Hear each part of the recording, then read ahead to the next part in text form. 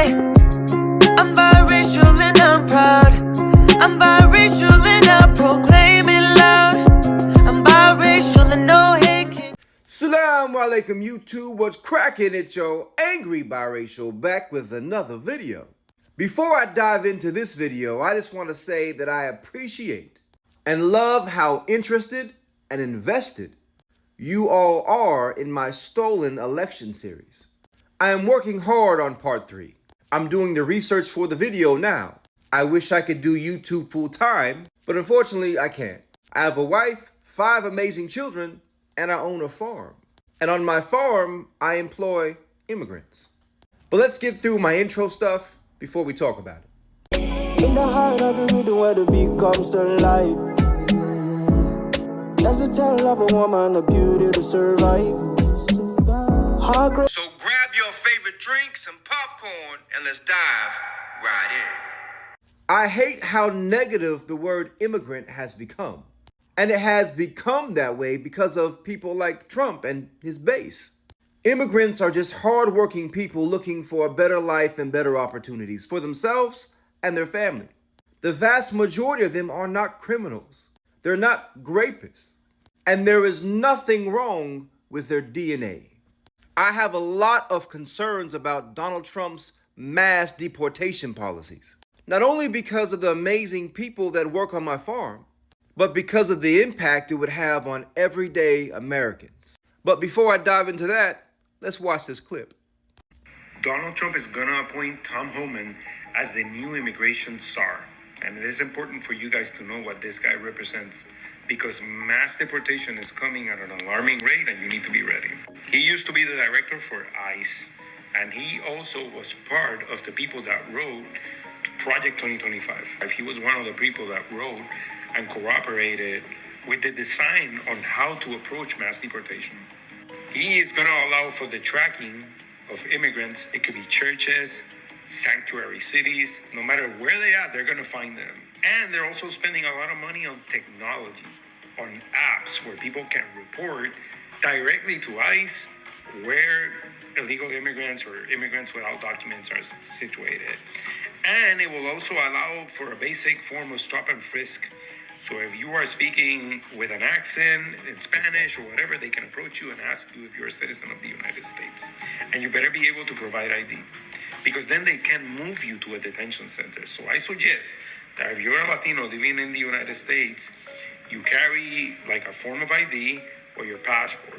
Try to not go out without any form of identification, because they can literally pull you and ask you if you have a citizenship.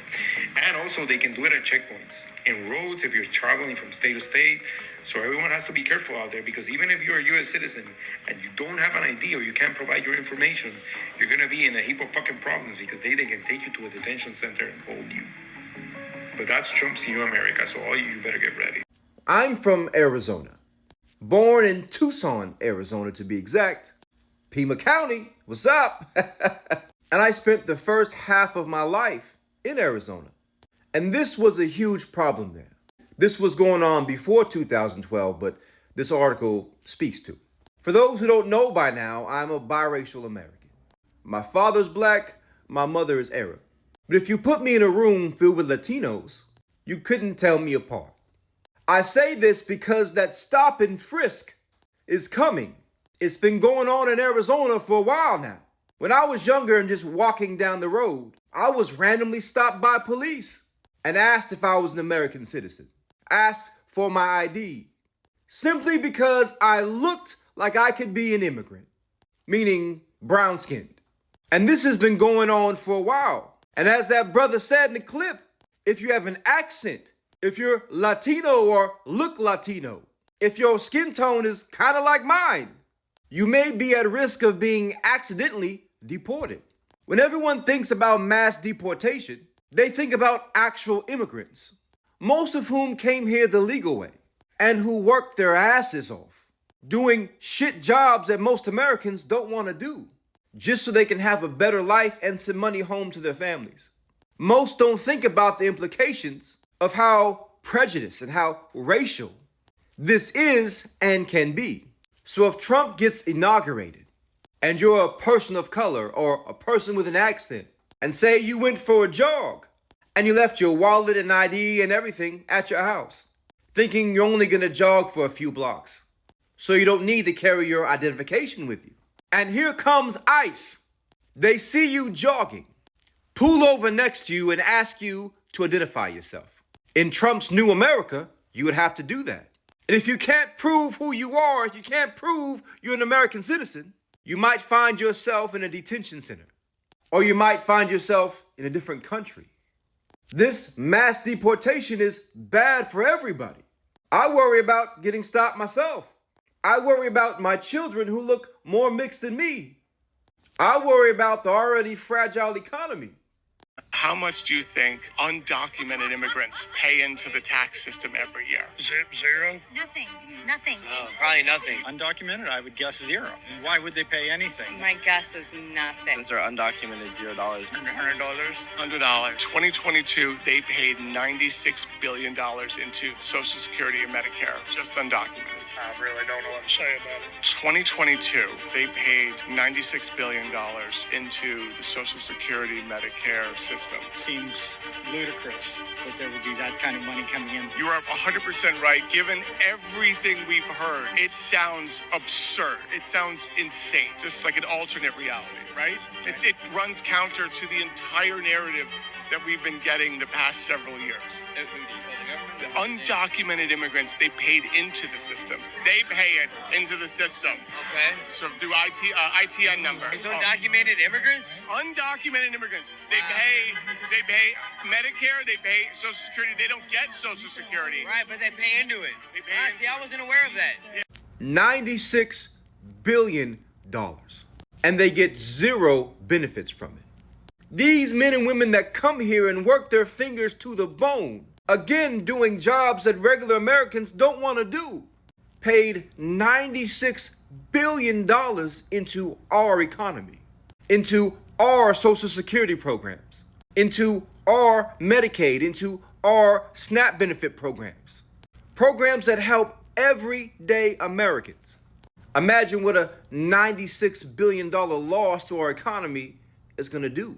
If you think gas prices are high now, if you think the cost of groceries are high now, just imagine how it's going to be after $96 billion is taken from our economy. And what do you think is going to happen to businesses? Again, I own a farm. I employ immigrants. And I'm going to speak again from an Arizona perspective. Arizona being on the border, in almost every single fast food restaurant, it's almost a full Mexican crew. In almost all minimum wage jobs, it's Mexicans, it's Hispanics. A lot of businesses are going to go under. Demonizing immigrants for taking jobs that you as American don't want to work anyway is just mental. It's racist. And we all know that Trump loves the poorly educated. So he knows that his base, the everyday MAGA rat, is gonna yippee and yeehaw over just the thought of immigrants being deported, but don't have the brain capacity to think on the implications that that will have on our economy, on our society, on the businesses that you love. America is a country founded on immigrants. And it's crazy that a country that was founded on immigrating here, committing a genocide on the native people here, has the nerve to feel some type of way about other immigrants. Tell me your thoughts in the comments and stay tuned for Stolen Election Part 3.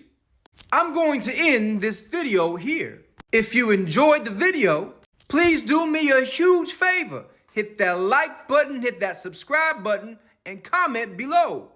All those things help a small growing channel like mine grow faster. And as a content creator, I really love interacting with y'all and reading your comments.